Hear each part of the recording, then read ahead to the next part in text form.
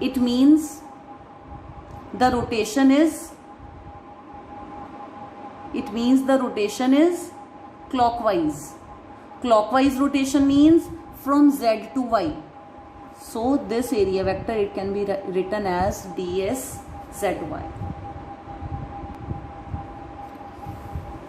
And these six faces, they act as parallelogram.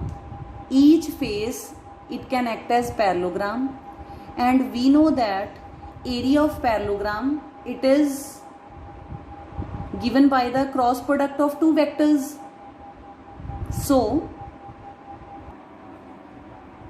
if the six faces, they are acting as the parallelogram, then their area vectors, they will be given by this ds vector xy. This is the area vector of this parallelogram, this planar surface. So it will be equal to EF cross ED. So we will move from x-axis to y-axis. We are moving from x to y, and the component of in the direction of x-axis, that is dx I cap, and the component in the direction of length in the direction of y-axis is dy j cap. Dx dy, they are scalar quantities, so you can write it as it is, and I cross j will be k. Similarly, this ds yx, ds vector yx, here we are rotating from y to x. So the component along y-axis will be dy j cap, and the length along x-axis of this parallelopipe, it is dx I cap. Dx dy are scalars, you can write them as it is, and j cross I is minus k. Similarly, ds vector yz, here we are rotating from y-axis to z-axis. So the length along y will be dy j cap, and the length along z will be dz k cap, and we know that area vector is the cross product of two vectors. Cross product of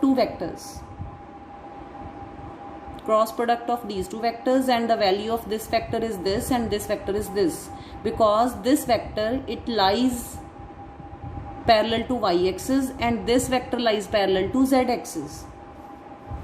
So it is dy j cap and this is dz k cap. So j cross k will be I. Similarly, ds vector zy, here we are rotating from z-axis to y-axis. So we will have OE cross OC, as cross product gives the area vector, and the value of this vector is dz k cap, because this lies parallel to z-axis and this vector lies parallel to y-axis. So it will be dy j cap, and k cross j is minus I. Similarly, ds vector zx, this CD vector is parallel to z-axis, this CB vector is parallel to x-axis. So CD vector is dz k cap and CB vector is dx I cap, and this k cross I is j cap.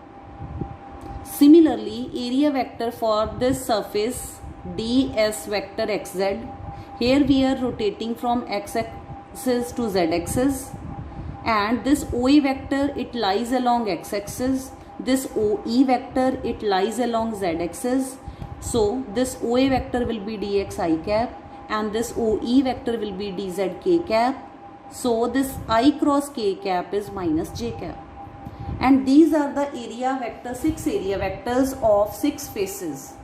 And we need to find the area vector of the whole closed surface. And suppose ds vector is the area vector of the whole closed surface, and as the surface, whole closed surface, it is made up of 6 faces.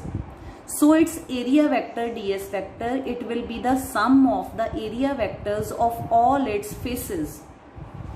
That is this. And put the values of all the faces, all the area vectors in this expression, and what you will see that all the values, they will be cancelled out with each other to give the value of final area vector of the closed surface equals to 0.